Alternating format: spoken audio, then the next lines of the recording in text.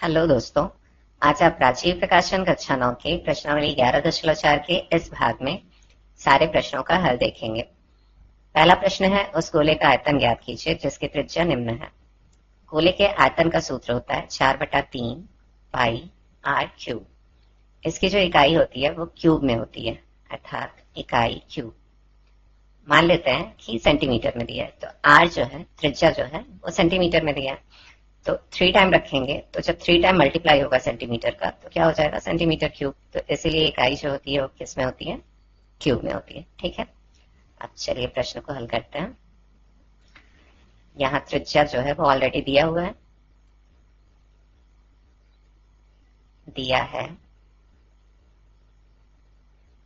त्रिज्या r बराबर 7 centimetre. इसीलिए गोले का आयतन बराबर 4/3 पाई r क्यूब बराबर 4/3 गुणित पाई की वैल्यू 22/7 गुणित 7 को 3 बार लिख लेते हैं क्योंकि क्यूब में है। अब 7 से 7 कैंसिल हो जाएगा, 3 से तो कुछ कैंसिल होगा नहीं, तो ऊपर बचा है 4 इंटू 22 इंटू 7 इंटू 7/3। ऊपर मल्टीप्लाई करेंगे तो यह आ जाएगा 4312/3। अब इससे चाहे तो हम डेसिमल में निकाल सकते हैं, लेकिन बुक में आंसर मिक्स्ड फ्रैक्शन में दिया हुआ है, तो इसलिए मिक्स्ड फ्रैक्शन में इसे कन्वर्ट कर लेते हैं। तो यह आ जाएगा 1437 1/3, और सेंटीमीटर में है तो सेंटीमीटर क्यूब। दूसरा प्रश्न है, 0.63 सेंटीमीटर दिया है। त्रिज्या r बराबर 0.63 सेंटीमीटर। इसीलिए गोले का आयतन बराबर 4/3 पाई r क्यूब बराबर 4/3 पाई की वैल्यू 22/7, और r को 3 टाइम रखेंगे तो 0.63 गुणित 0.63 गुणित 0.63। 7 से अगर इसे कैंसिल करना चाहें तो हो जाएगा, 7 9 63 होता है, लेकिन 0 पॉइंट आ रहा है बीच में, तो 0 पॉइंट पहले उतार लिया, फिर 7 9 63 पूरा कैंसिल हो गया।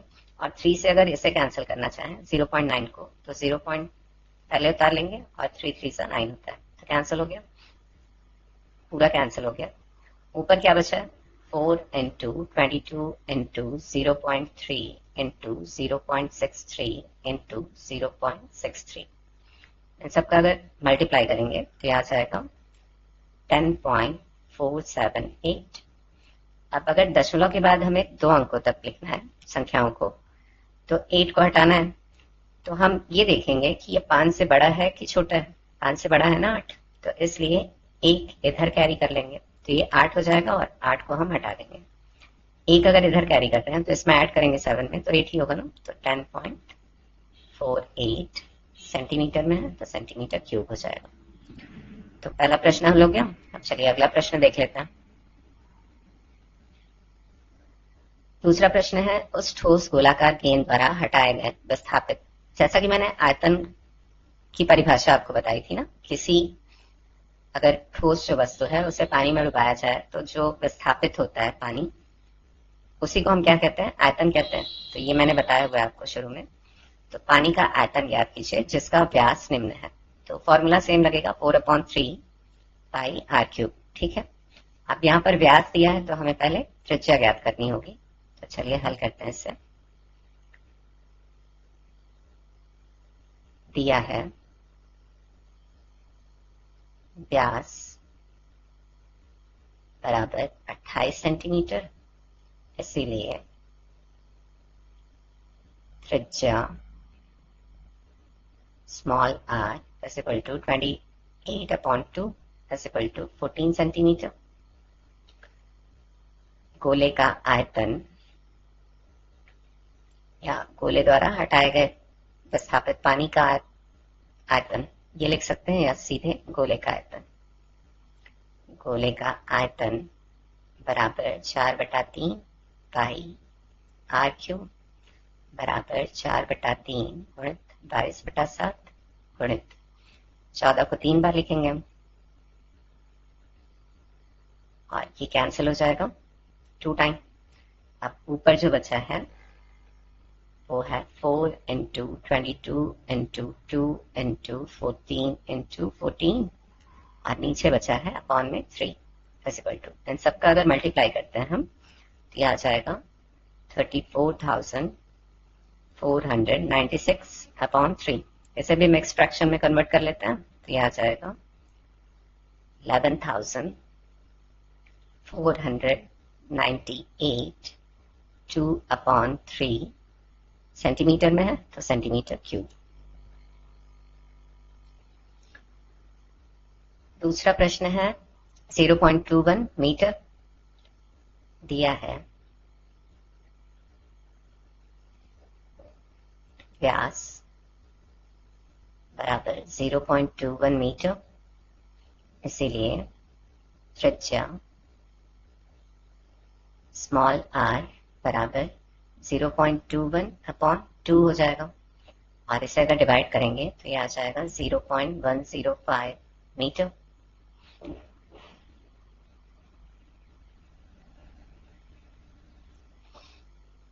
अतः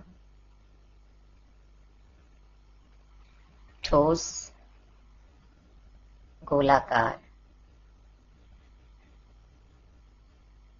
गेंद द्वारा,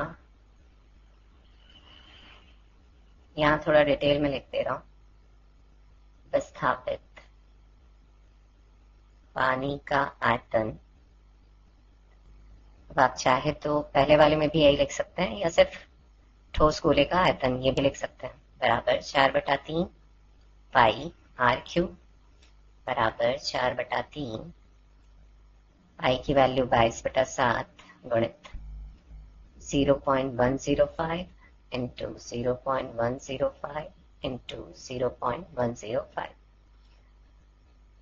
ऊपर वाले सबका अगर गुणा करें तो 0.105 3 टाइम मल्टीप्लाई होगा, 4 इंटू 22 का भी मल्टीप्लाई इसमें हो जाएगा, ये आ जाएगा हमारा 0.101871 अपॉन 3 7 21।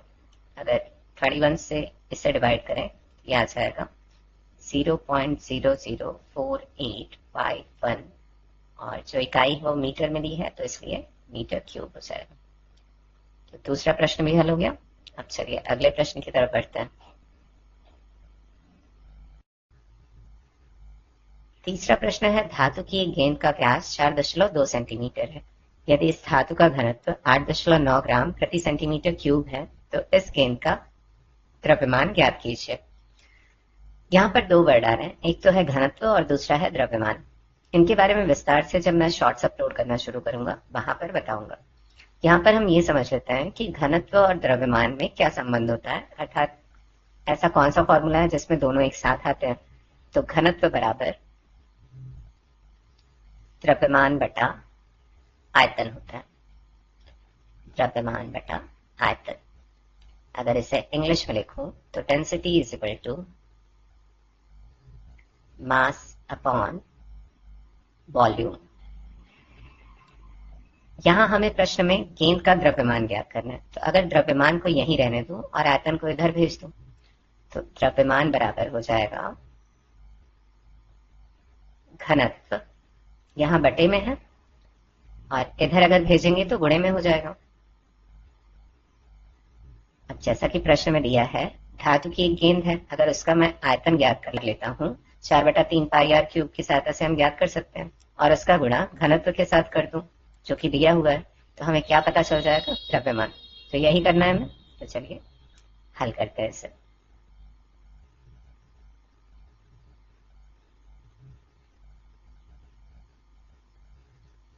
दिया है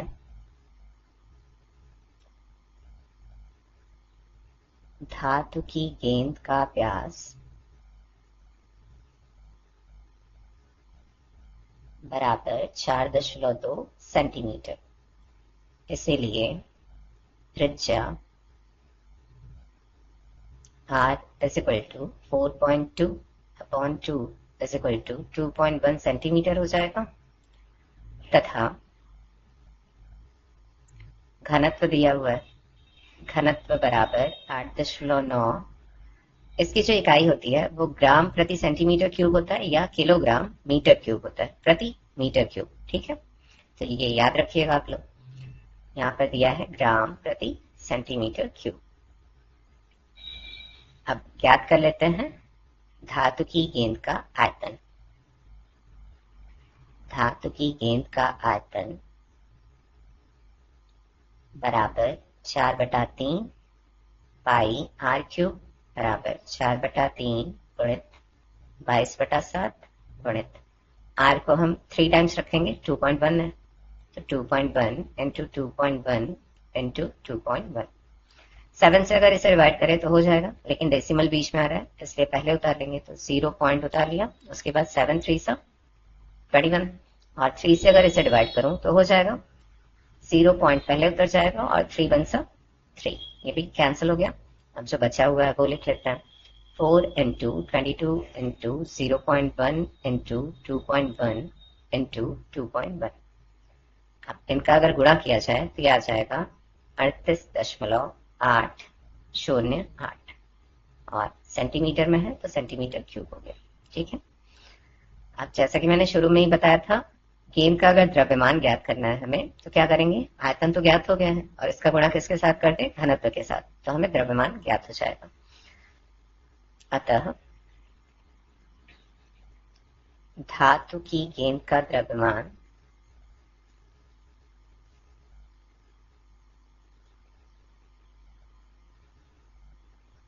बराबर, दोनों का गुणा कर लेते हैं, 38.808 गुणित 8.9। अब देखिए यहाँ सेंटीमीटर क्यूब ऊपर की तरफ है और यहाँ पर क्या है, ग्राम प्रति सेंटीमीटर क्यूब है ना, तो इससे क्या होगा, सेंटीमीटर क्यूब से सेंटीमीटर क्यूब कैंसिल हो जाएगा और जो आंसर आएगा वो किस में आएगा, ग्राम में आएगा। ठीक है, अब द्रव्यमान जो होता है वो तो या तो किलोग्राम में होता है या तो ग्राम में होता है ना, इसी में नापते हैं अधिकतर हम। तो जब इनका आपस में गुणा करेंगे तो यह आ जाएगा 345.39 ग्राम, और यही हो गया इसका आंसर। तो तीसरा प्रश्न हल हो गया। अब चलिए अगले प्रश्न की तरफ बढ़ते हैं।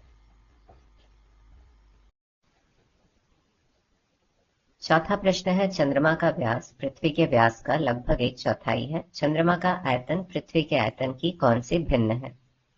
चंद्रमा और पृथ्वी गोलाकार होती हैं, इनका व्यास दिया हुआ है। त्रिज्या ज्ञात करते हुए हम 4/3 पाई आर क्यूब की सहायता से आयतन ज्ञात कर सकते हैं और उन्हें भिन्न के रूप में दिखाना है, अर्थात बटे के रूप में दिखाना है। तो इस प्रश्न का हल ध्यान से देखिएगा। चलिए हल करते हुए अच्छे से समझते हैं। मान लेते हैं चंद्रमा का जो व्यास है वो d1 है, तथा पृथ्वी का व्यास d2 है। प्रश्न में दिया है चंद्रमा का व्यास पृथ्वी के व्यास का लगभग 1/4 है, तो हम लिख सकते हैं, दिया है चंद्रमा का व्यास, जिसे हमने d1 माना है, इज इक्वल टू 1/4 इंटू पृथ्वी का व्यास,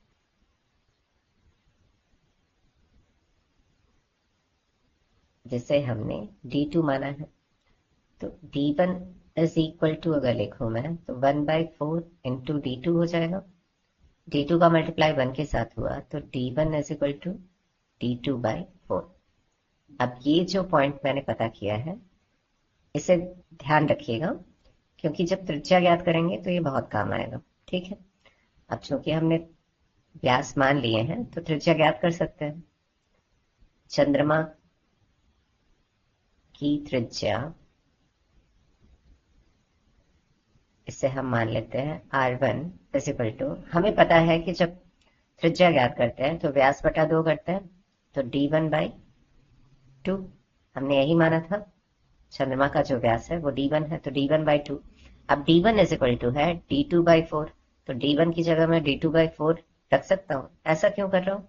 क्योंकि देखिए जब आगे चलकर हम भिन्न के रूप में लिखेंगे इन्हें तो आपस में कट जाए, एक ही राशियां होंगी। अगर D2 ये हो जाएगा, चंद्रमा भी D2 हो जाएगा और पृथ्वी ऑलरेडी हमने माना हुआ है D2 है, तो आगे चलकर ये कट जाएगा। ठीक है, तो यहाँ पर D1 की जगह में D2/4 और नीचे ऑलरेडी कितना दिया है अपॉन 2। तो चंद्रमा की त्रिज्या कितनी हो जाएगी? 2 का मल्टीप्लाई 4 के साथ हो जाएगा तो D2/8 हो जाएगा। तथा पृथ्वी की त्रिज्या, इसे हम मान लेते हैं R2 इज इक्वल टू, ये ऑलरेडी हमने माना है D2 है तो D2/2 हो जाएगा। अब त्रिज्याएं ज्ञात हो चुकी हैं तो आयतन ज्ञात कर सकते हैं, इसीलिए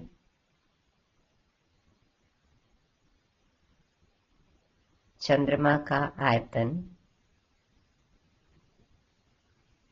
is equal to 4/3 pi R1³ is equal to 4/3 pi R1 बराबर है D2/8, तो D2/8 का होल क्यूब हो जाएगा is equal to 4/3 pi D2 का क्यूब अपॉन, अगर 8 का क्यूब करेंगे तो ये आ जाएगा 512। इसे ऐसे ही रहने देते हैं, जब बटे में लिखेंगे तो बहुत कुछ कट जाएगा इसमें से। ठीक है, तथा पृथ्वी का आयतन बराबर 4/3 pi R2³ is equal to 4/3 pi R2 की जगह हम रख सकते हैं D2/2, तो D2/2 का whole cube is equal to 4/3 pi D2 का क्यूब अपॉन, अगर 2 का क्यूब करेंगे तो ये आ जाएगा 8। अब हमें भिन्न के रूप में दर्शाना है तो पहले हम चंद्रमा का आयतन ऊपर लिखेंगे बटा पृथ्वी का आयतन लिख लेते हैं। तो चलिए नेक्स्ट पेज पे करते हैं। अब आयतनों का अनुपात या आयतनों का भिन्न, अनुपात और भिन्न सेम चीज है, बराबर 4/3 पाई D2³ अपॉन 512, फिर अपॉन में 4/3 पाई D2³ अपॉन 8। अब देखिए 4/3 पाई है और 4/3 पाई यहाँ पर है तो दोनों कैंसिल हो जाएगा। यहाँ पर जो बचा है वो है D2³ अपॉन 512। यहाँ डिवाइड है ना तो डिवाइड ऐसे लिख सकते हैं हम, और यहाँ पर बचा है D2³ अपॉन 8। यहाँ डिवाइड का निशान है तो अगर इसे मैं मल्टीप्लाई करूं तो इधर का अंक जो है वो पलट जाएगा, रेसिप्रोकल हो जाएगा। तो D2³ upon 512 multiply by 8 upon D2³। अब देखिए एक ही राशियां हैं तो कट जाएंगी, हमें क्या मिल जाएगा? सिर्फ अंक मिल जाएगा। तो यहाँ बचा है 8/512, और अगर इसे डिवाइड करूं तो 8 1 सा 8 और 8 6 सा 48 और 8 4 सा 32। तो यहाँ क्या मिल गया हमें? 1/64, और यही इसका उत्तर हो गया। चौथा प्रश्न भी हल हो गया। अब चलिए अगले प्रश्न की तरफ बढ़ते हैं। पांचवा प्रश्न है, व्यास 10.5 सेंटीमीटर वाले एक अर्धगोलाकार कटोरे में कितने लीटर दूध आ सकता है? एकदम सिंपल सा क्वेश्चन है। एक अर्धगोलाकार कटोरा है जिसका व्यास दिया हुआ है 10.5 सेंटीमीटर। अब इसमें कितना दूध आ सकता है, अर्थात इसकी धारिता बतानी है, तो फॉर्मूला वही लगाएंगे, आयतन वाला, 2/3 पाई R³। अब 2/3 पाई R³ क्यों लग रहा है? क्योंकि ये अर्धगोलाकार कटोरा है। ठीक है, तो ये याद कर लेंगे। अब इसकी जो इकाई है वो सेंटीमीटर में दी है तो सेंटीमीटर क्यूब में आएगा, फिर इसे आगे चलकर हमें लीटर में कन्वर्ट करना होगा। ठीक है, तो चलिए हल करते हैं इसे।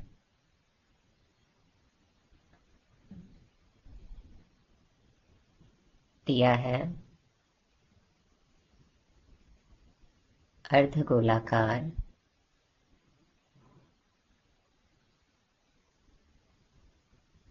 कटोरे का व्यास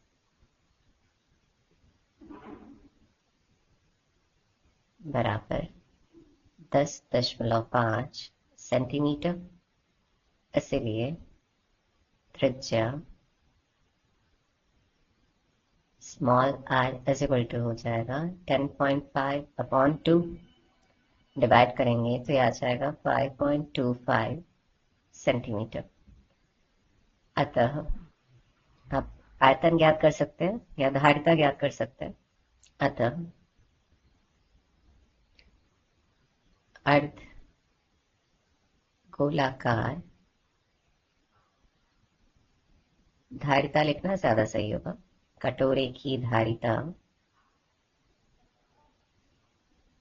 बराबर 2/3 pi r³ is equal to 2/3 into 22/7 into r को 3 टाइम लिखेंगे तो 5.25 इंटू 5.25 इंटू 5.25। अब अगर 7 से इसे डिवाइड करें तो डेसिमल बीच में आएगा शुरू में ही, तो इसलिए 0 पॉइंट उतार लेंगे।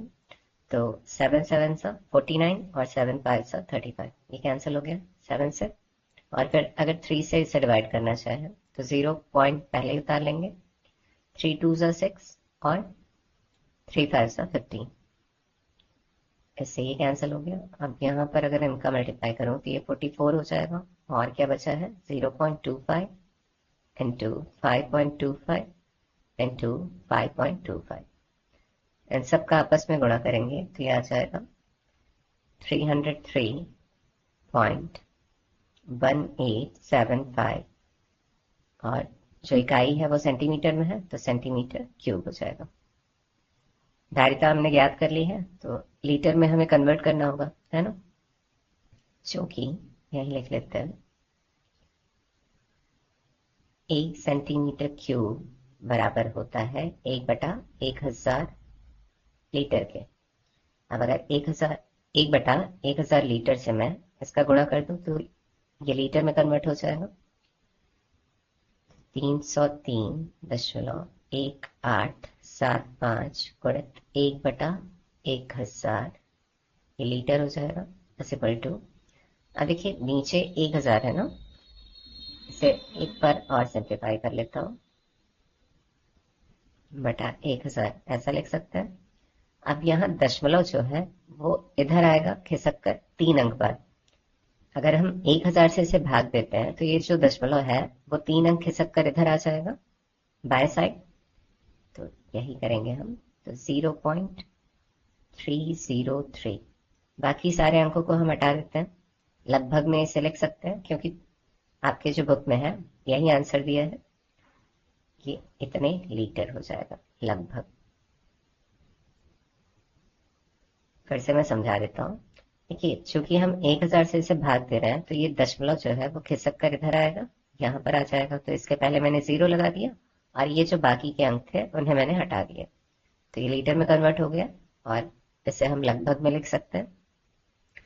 तो ये प्रश्न भी हल हो गया। अब चलिए अगले प्रश्न की तरफ बढ़ते हैं।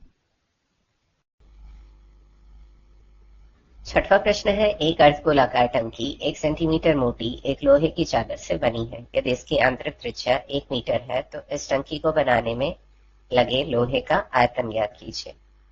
अर्धगोलाकार टंकी है तो पहले एक चित्र बना लेते हैं हम। इसकी कुछ मोटाई दी है तो इस प्रकार का दिखेगा।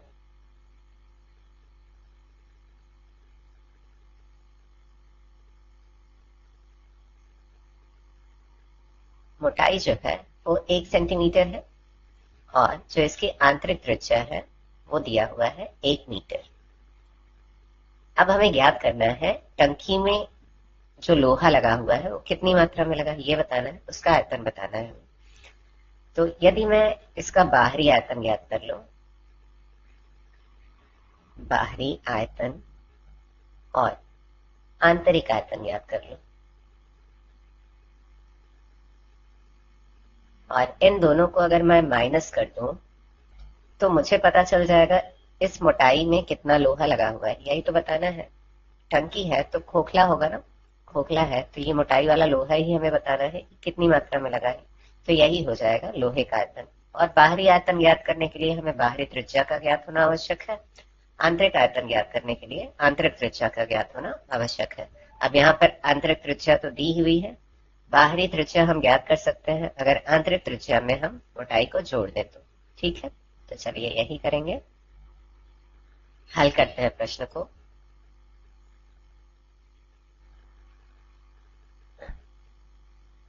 माना अर्धगोलाकार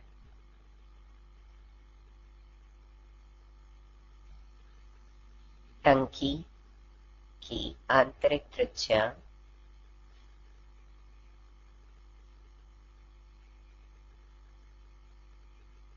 R1 is equal to 1 metre. इसे मैं सेंटीमीटर में कन्वर्ट कर लेता हूं क्योंकि बाहरी त्रिज्या में मुझे 1 सेंटीमीटर ऐड करना होगा। ठीक है, ये हो जाएगा 100 centimetre. 1 metre is equal to 100 centimetre होता है, तथा बाहरी त्रिज्या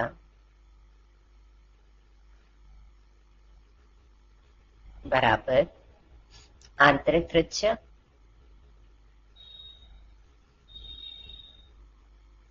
धन मोटाई।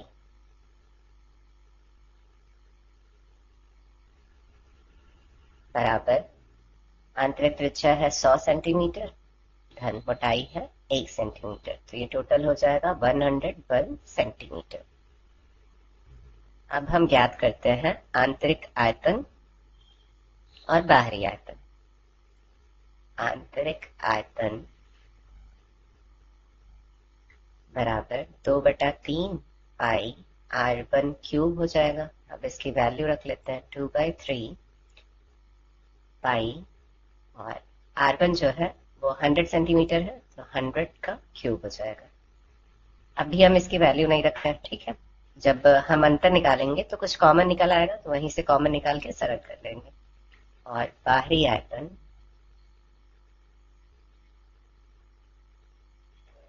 बराबर 2/3 पाई R2 क्यूब बराबर 2/3 पाई।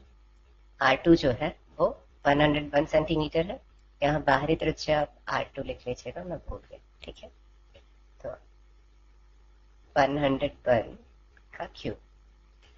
अब हम इनका अंतर निकालेंगे क्योंकि हमें लोहे का आयतन ज्ञात करना है, तो चलिए नेक्स्ट पेज पे कर लेते हैं सर। अतः टंकी बनाने में लगे लोहे का आयतन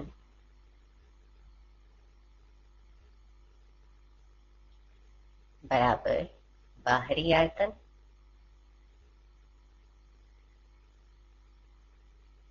माइनस आंतरिक आयतन। ऑब्वियस है कि जो बाहरी आयतन है वो ज्यादा आएगा, तो बड़े में से हम हमेशा छोटे को घटाते हैं, तभी आंसर हमारा पॉजिटिव आता है। तो बाहरी आयतन है 2/3 पाई 101 का क्यूब माइनस आंतरिक आयतन है 2/3 पाई 100 का क्यूब। यहाँ पर 2/3 पाई कॉमन है तो निकाल लेते हैं बाहर, अंदर बच जाएगा 101 का क्यूब माइनस 100 का क्यूब। ये जो है एक फॉर्मूला होता है X cube minus Y cube. अब इसे अगर विस्तारित करो तो ये आ जाएगा एक ब्रैकेट में x माइनस वाई और दूसरे ब्रैकेट में आ जाएगा X square plus Y square plus X Y. हम फॉर्मूला जब लिखते हैं तो एक्स वाई को बीच में लिखते हैं, आप बीच में लिखिए चाहे जहां लिखिए उससे कोई फर्क नहीं पड़ता है। तो इसी रूप में इसे भी विस्तारित कर देते हैं, तो यहाँ अगर मान रखो पाई का तो ये आ जाएगा 22/7 और इसे एक ब्रैकेट में आ जाएगा 101 माइनस 100 और दूसरे ब्रैकेट में आ जाएगा 101 का स्क्वायर प्लस 100 का स्क्वायर प्लस 101 इंटू 100। अब और सिंप्लीफाई करते हैं इन्हें, तो 2 का अगर 22 में मल्टीप्लाई हुआ तो 44 और 3 का अगर 7 में मल्टीप्लाई हुआ तो 21 यहाँ 1 बच जाएगा तो इंटू 1 लिख सकते हैं। 101 माइनस 100 करेंगे तो 1 बचेगा। इंटू में ब्रैकेट में यहाँ पर 101 का अगर स्क्वायर करेंगे तो यह आ जाएगा 10,201 प्लस अगर 100 का स्क्वायर करें तो यह आ जाएगा 10,000 और प्लस 101 का अगर 100 से मल्टीप्लाई करें तो यह आ जाएगा 10,100। सबको ऐड कर लेते हैं। 44/21, यहाँ 1 का अगर मल्टीप्लाई इसके साथ हुआ तो सेम आ गया, और इसका अगर एडिशन करेंगे तो यह आ जाएगा 30,301।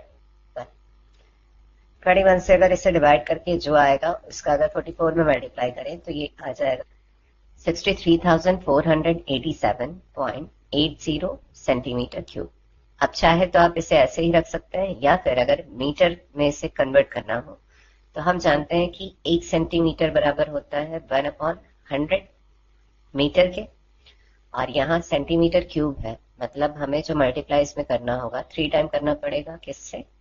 1/100 इंटू 1/100 इंटू 1/100, तब जाके क्या होगा, ये सेंटीमीटर क्यूब बराबर 1/100 मीटर क्यूब के बराबर हो जाएगा। ठीक है, तो इसलिए 3 टाइम हम 100 से इसे डिवाइड करेंगे तो 63487.80 मल्टीप्लाई बाय 1/100 इंटू 1/100 इंटू 1/100, ये कन्वर्ट हो जाएगा मीटर क्यूब में। अब यहाँ पर 0 काउंट कर लेते हैं। 1 2 3 4 5 6 अंक बाद दशमलव लगाना है, तो ये दशमलव खिसक के बाएं साइड आएगा, तो 1 2 3 4 5 5 ही अंक है, तो 1 0 और लगाना पड़ेगा और यहाँ डेसिमल आ जाएगा। इसके पहले क्या करेंगे, 0 उतार लेंगे, तो जो नंबर उतारेंगे हम वो आएगा 0.063। बाकी नंबर्स को छोड़ देते हैं क्योंकि आपके बुक में जो है वो आंसर यही दिया है, तो ये मीटर क्यूब में कन्वर्ट हो जाएगा। इसे लिख लेते हैं, ये लगभग में है। ठीक है, तो ये हो गया इसका उत्तर। अब चलिए अगले प्रश्न की तरफ बढ़ते हैं। 7वां प्रश्न है, उस गोले का आयतन ज्ञात कीजिए जिसका पृष्ठीय क्षेत्रफल 154 सेंटीमीटर स्क्वायर है। गोले का पृष्ठीय क्षेत्रफल दिया है, अर्थात संपूर्ण पृष्ठीय क्षेत्रफल, क्योंकि इसमें वक्र पृष्ठीय क्षेत्रफल तो होता नहीं है, इसके बारे में मैंने आपको बताया हुआ है। तो पृष्ठीय क्षेत्रफल दिया है तो इसका सूत्र होता है 4πr², और उसी की हेल्प से हम r ज्ञात कर लेंगे, अर्थात त्रिज्या ज्ञात कर लेंगे, और फिर आयतन ज्ञात कर लेंगे गोले का। तो चलिए हल करते हैं। दिया है गोले का पृष्ठीय क्षेत्रफल बराबर 154 सेंटीमीटर स्क्वायर, इसलिए गोले का पृष्ठीय क्षेत्रफल की जगह हम 4πr² लिख सकते हैं, इज इक्वल टू 154। अब वैल्यूज रख लेते हैं, 4 into 22/7 into r² is equal to 154। r² को यहीं रहने देते हैं, बाकी सबको इधर भेज देते हैं। तो 7 जो कि यहाँ डिवाइड में है, इधर आके क्या हो जाएगा, मल्टीप्लाई में, और जो मल्टीप्लाई में है इधर, वो इधर आके डिवाइड में हो जाएगा।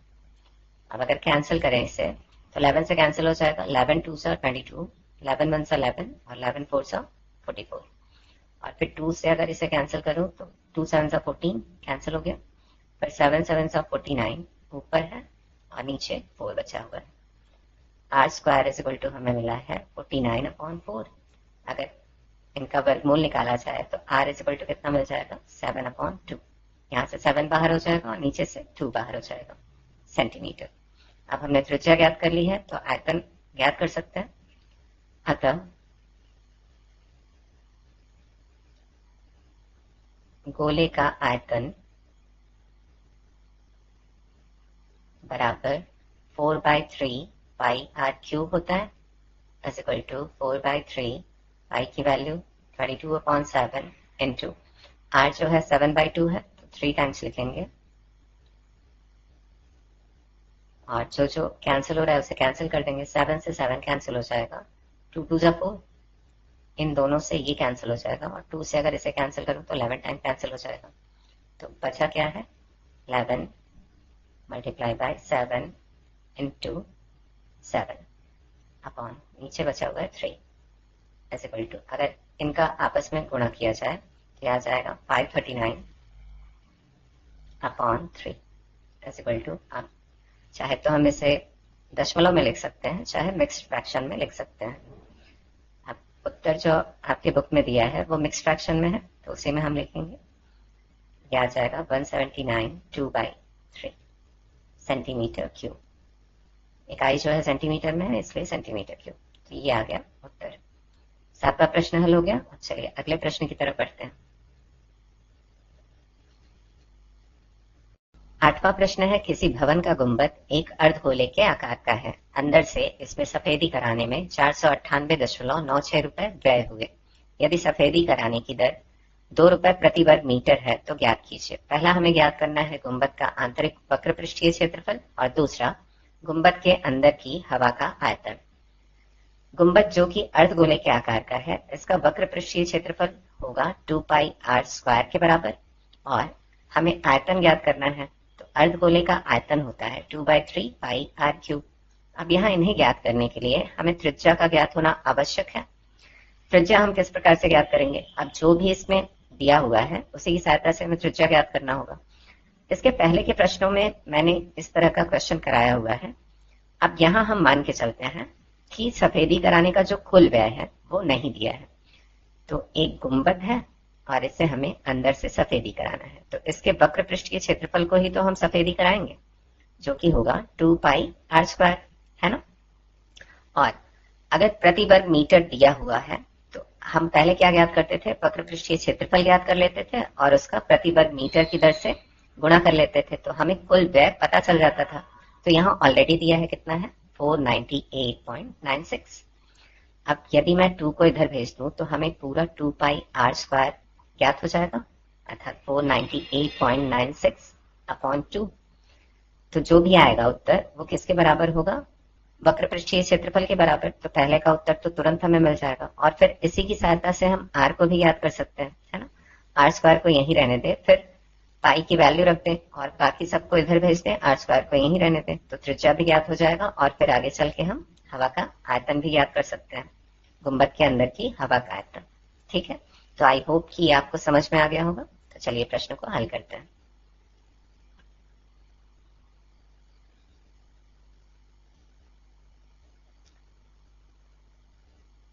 दिया है सफेदी कराने का व्यय या कुल व्यय बराबर रुपए 498.96 तथा प्रति वर्ग मीटर सफेदी कराने का व्यय बराबर ₹2।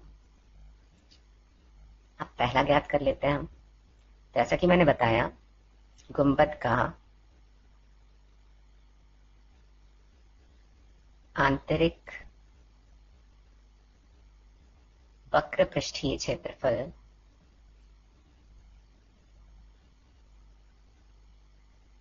बराबर होगा जो कुल व्यय दिया है और फिर बटे में प्रति वर्ग मीटर अगर कर दें तो हमें आंतरिक वक्र पृष्ठीय क्षेत्रफल ज्ञात हो जाएगा।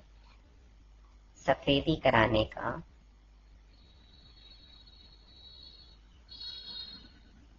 व्यय बटा प्रति वर्ग मीटर सफेदी कराने का व्यय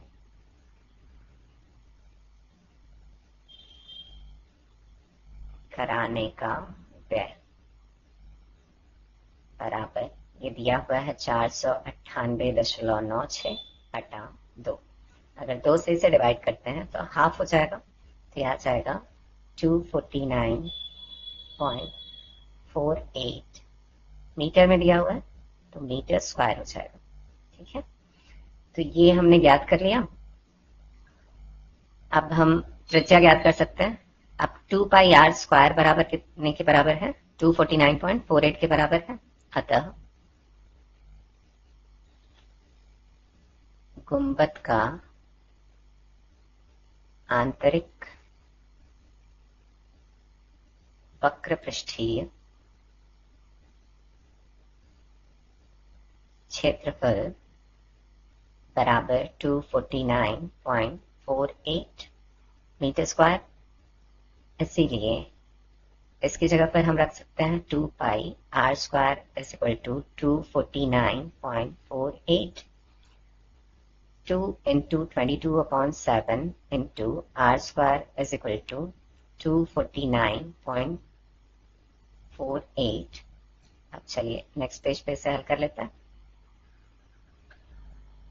r square is equal to 7 जो कि डिवाइड में था इधर आके मल्टीप्लाई में हो जाएगा, तो 249.48 into 7 अपॉन 2 into 22। अगर इससे हम हल करें तो r square is equal to मिल जाएगा हमें 39.69 और इसका अगर वर्गमूल निकालें तो आर इज इक्वल टू हमें मिल जाएगा 6.3 मीटर। त्रिज्या ज्ञात हो गया तो हम अब आयतन ज्ञात कर सकते हैं। तो सेकंड वाला ज्ञात कर लेते हैं। गुंबद के अंदर हवा का आयतन बराबर 2/3 पाई आर क्यूब हो जाएगा is equal to 2/3 into 22/7 into r हमने ज्ञात किया 6.3 इंटू 6.3 इंटू 6.3। यहाँ 0.9 से डिवाइड हो जाएगा 7 से, और 3 से अगर इसे डिवाइड करें तो 0.3 से डिवाइड हो जाएगा। और अगर इसे हल करेंगे हम तो ये टोटल आ जाएगा 523.908 और इसकी जो इकाई होती है क्यूब में होती है तो मीटर क्यूब हो जाएगा। तो ये आ गया इसका उत्तर। 8वां प्रश्न भी हल हो गया। अब चलिए अगले प्रश्न की तरफ बढ़ते हैं।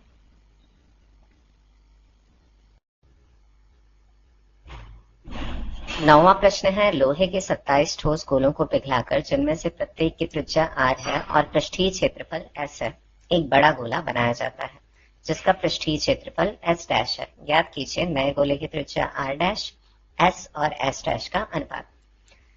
प्रश्न में दिया है कि लोहे के 27 ठोस गोले हैं, छोटे छोटे गोले हैं, टोटल 27 है। इन्हें पिघलाकर एक बड़ा गोला बनाया जा रहा है।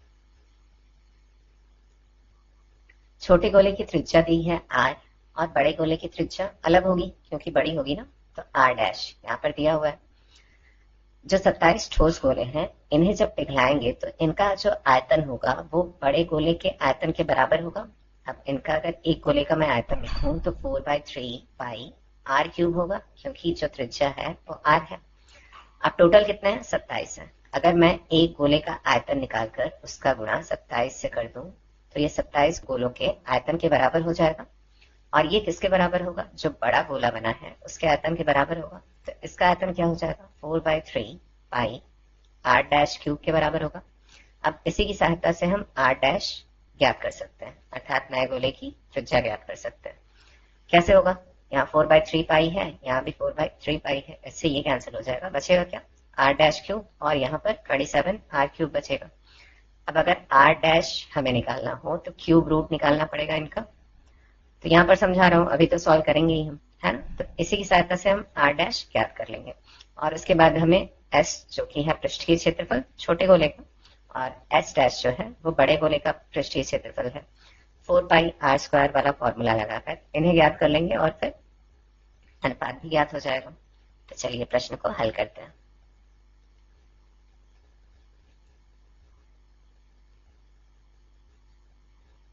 पहला हल करें। ठोस लोहे के गोले का आयतन बराबर 4/3 पाई r क्यूब। नए गोले का आयतन बराबर 4/3 पाई r डैश क्यूब और ये किसके बराबर है, मैंने शुरू में ही बताया था, 27 इंटू 4/3 पाई आर क्यूब के बराबर होगा।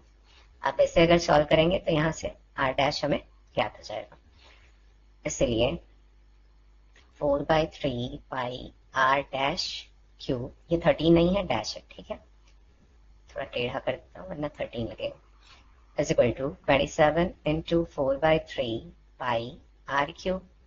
अब यहाँ 4/3 पाई है और यहाँ भी 4/3 पाई है, तो इससे डायरेक्ट कैंसिल कर सकते हैं। यहाँ बचा है r dash cube is equal to 27 r cube. अब यहाँ पर हमें क्यूब रूट निकालना होगा, तो r dash is equal to हो जाएगा क्यूब रूट में 27 आर क्यूब, आर डैश बराबर हो जाएगा, अब यहाँ 3 का जोड़ा बाहर आएगा और बाहर आकर 1 हो जाएगा, तो 3 तिरका 9 तिरक 27 होता है, तो 3 बाहर आएगा, और ऐसे प्रकार आर जो है वो 3 बार है, तो ये बाहर आकर 1 बार हो जाएगा, तो 3r हो जाएगा। तो जो नए गोले की त्रिज्या r डैश है वो 3r के बराबर है, अर्थात जो छोटा गोला है उसकी त्रिज्या कितनी है, स्मॉल r, और बड़े गोले की त्रिज्या कितनी है, इसकी 3 गुनी है, अर्थात 3r। ठीक है, तो ये ज्ञात हो गया, तो हम लिख सकते हैं अतः नए गोले की त्रिज्या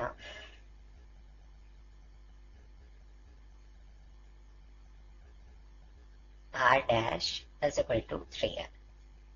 अब चलिए नेक्स्ट पेज पे सेकंड वाला हल कर लेते हैं। दूसरा, ठोस लोहे के गोले का पृष्ठीय क्षेत्रफल S बराबर 4 पाई r स्क्वायर होगा, क्योंकि इसकी जो त्रिज्या है वो r ही है, तथा नए गोले का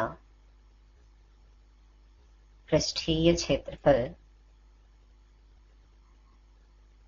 जो कि S1 है is equal to 4 pi r dash square हो जाएगा, is equal to 4 pi r dash जो है अब भी हमने याद किया है 3r है, तो रख सकते हैं इसकी जगह 3r, तो 3r का होल स्क्वायर हो जाएगा, इज इक्वल टू 4 पाई 3 का अगर स्क्वायर करेंगे तो 9, यहाँ मल्टीप्लाई लगा लेते हैं, 3 3 सा 9 और r का r स्क्वायर हो जाएगा, और 9 4 सा 36, तो 36 पाई r स्क्वायर हो जाएगा। अतः अब हम अनुपात याद कर लेते हैं, S अनुपात S dash is equal to 4 pi r square ratio 36 pi r square. अब यहाँ पाई से पाई, पहले पाई आर स्क्वायर से पाई आर स्क्वायर दोनों कैंसिल कर देते हैं, और 4 से अगर इसे कैंसिल करें तो 4 1 सा 4, 4 9 सा 36 इज इक्वल टू 1:9 मिलियन, और यही हमें ज्ञात करना था। तो 9वां प्रश्न भी हल हो गया। अब चलिए अगले प्रश्न की तरफ बढ़ते हैं।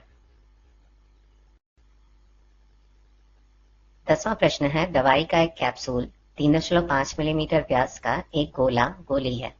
इस कैप्सूल को भरने के लिए कितनी दवाई मिलीमीटर क्यूब में हमें बताना होगा की आवश्यकता होगी। जो कैप्सूल है वो गोलाकार है और कैप्सूल की हमें धारिता बतानी है, अर्थात आयतन बताना है। तो चलिए प्रश्न को हल करते हैं। दिया है कैप्सूल का व्यास, कैप्सूल का व्यास बराबर 3.5 मिलीमीटर, इसीलिए त्रिज्या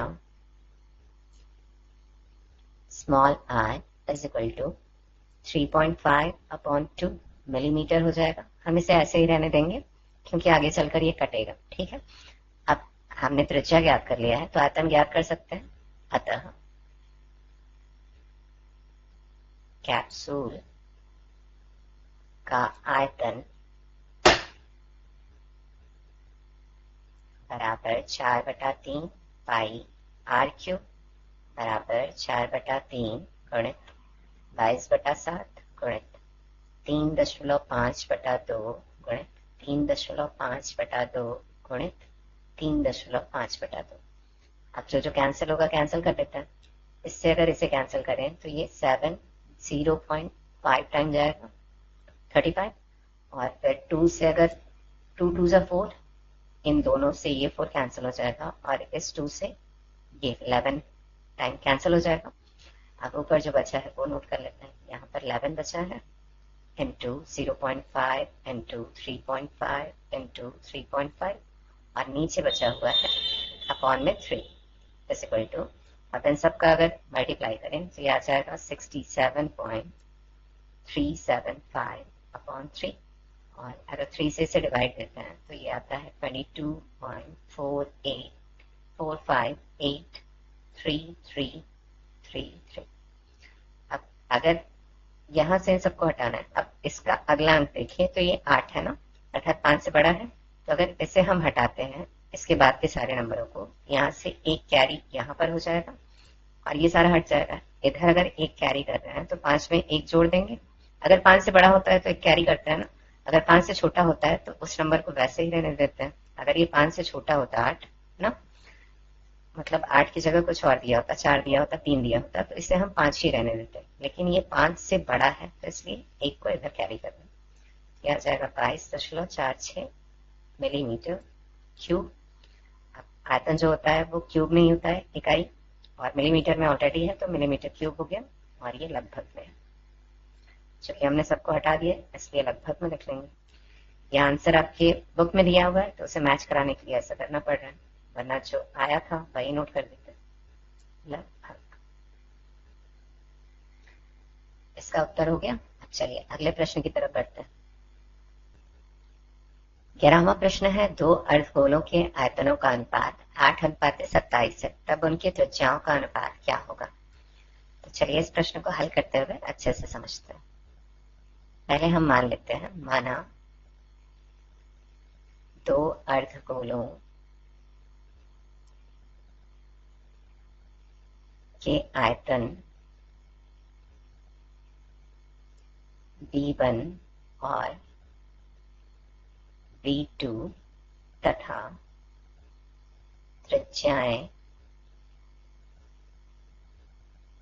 क्रमशः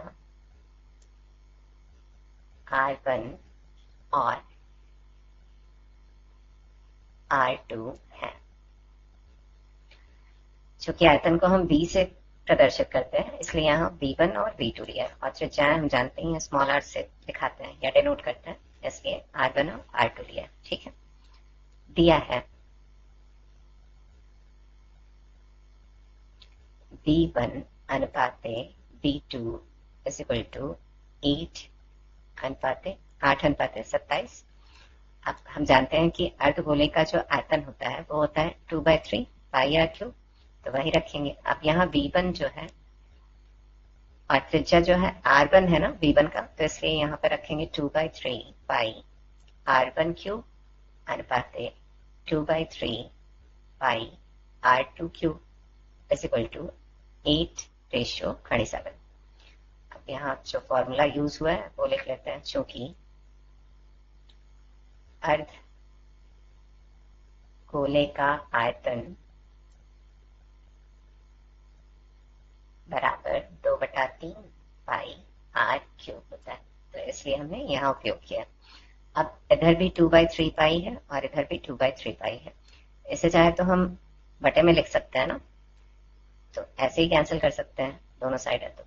अब इसे बटे में लिख लेते हैं, R1 cube upon R2 cube, यही बचा है ना इधर, और इधर क्या है 8/27।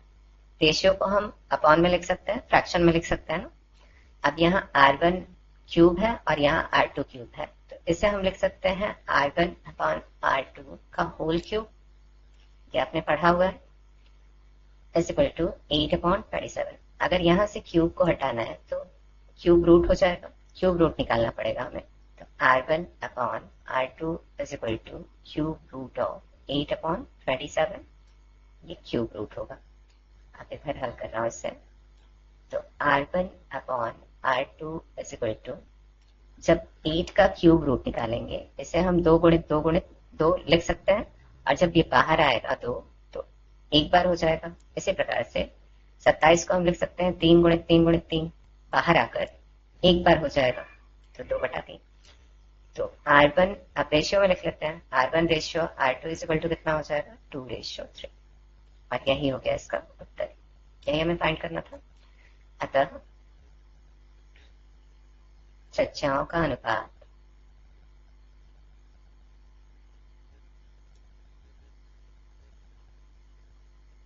बराबर 2:3। ये फाइनल आंसर हो गया। अब चलिए अगले प्रश्न की तरफ बढ़ते हैं, जो कि इसका आखिरी क्वेश्चन है। 12वां प्रश्न है, दो गोलों की त्रिज्याओं में 2:3 का अनुपात है, गोलों के आयतनों का अनुपात ज्ञात कीजिए। इसके पहले वाले प्रश्न में अर्धगोले के आयतनों का अनुपात दिया हुआ था और हमें त्रिज्याओं का अनुपात ज्ञात करना था। यहाँ पर त्रिज्याओं का अनुपात दिया है गोले के, और गोले के आयतनों का अनुपात ज्ञात करना है। तो चलिए हल करते हैं इसे। पहले हम मान लेते हैं, देखिए जब हम आयतन ज्ञात करेंगे तो वहां पर हमें त्रिज्या का मान रखना होगा, तो इसलिए यहाँ रेशियो में दिया है ना, तो जब भी रेशियो में दिया होता है तो हम क्या करते हैं, एक ही वेरिएबल में इन्हें मान लेते हैं। तो वही काम करेंगे। माना दो गोलों की त्रिज्या क्रमशः R1 is equal to 2x ले लेते हैं और R2 is equal to 3x, तथा आयतन क्रमशः V1 और V2 है। इसीलिए हम लिख सकते हैं V1 अनुपाते V2 बराबर, अब जो गोले के आयतन का सूत्र होता है वो होता है 4/3 पाई, यहाँ R1 क्यूब हो जाएगा अनुपाते 4/3 पाई R2 क्यूब हो जाएगा। अब जो फॉर्मूला हमने यूज किया है उसे लिख लेते हैं, जो कि गोले का आयतन बराबर 4/3 पाई R क्यूब। अब इसे अगर हल करें हम तो 4/3 पाई से 4/3 पाई कैंसिल हो जाएगा तुरंत, और यहाँ R1 जो है वो हमने 2x लिया हुआ है, तो 2x का क्यूब अनुपाते 3x का क्यूब हो जाएगा, होल क्यूब होगा ना। अब इसे अगर सरल करें तो 2 का जो क्यूब होता है वो 8 होता है, और x का क्यूब x क्यूब अनुपाते 3 का जो क्यूब होता है वो होता है 27, और x क्यूब इधर भी है और x क्यूब इधर भी है, इससे ये कैंसिल हो जाएगा, तो बचा क्या, 8:27। और यही गोले के आयतनों का अनुपात हो गया। तो हम लिख सकते हैं, अतः दो गोलों के आयतनों का अनुपात बराबर 8:27, यही इसका आंसर हो जाएगा। तो आज का ये आखिरी क्वेश्चन था। मैं हर बार कोशिश यही करता हूँ कि जल्दी से जल्दी आप लोगों के लिए वीडियो ला सकूं, लेट हो जाता है, बहुत सारी वजहें होती हैं, तो अब से पूरा कोशिश करूंगा। एग्जाम आने से पहले हाई स्कूल के बच्चों से भी मेरी रिक्वेस्ट है ना कि मैं जल्दी जल्दी वीडियो बहुत जल्दी शुरू करने वाला हूँ कि अपलोड करूंगा। मैक्सिमम गैप होगा 3 दिन, इससे ज्यादा गैप नहीं रखूंगा मैं। तो आज के लिए बस इतना ही। Thanks for watching video, take care, bye bye.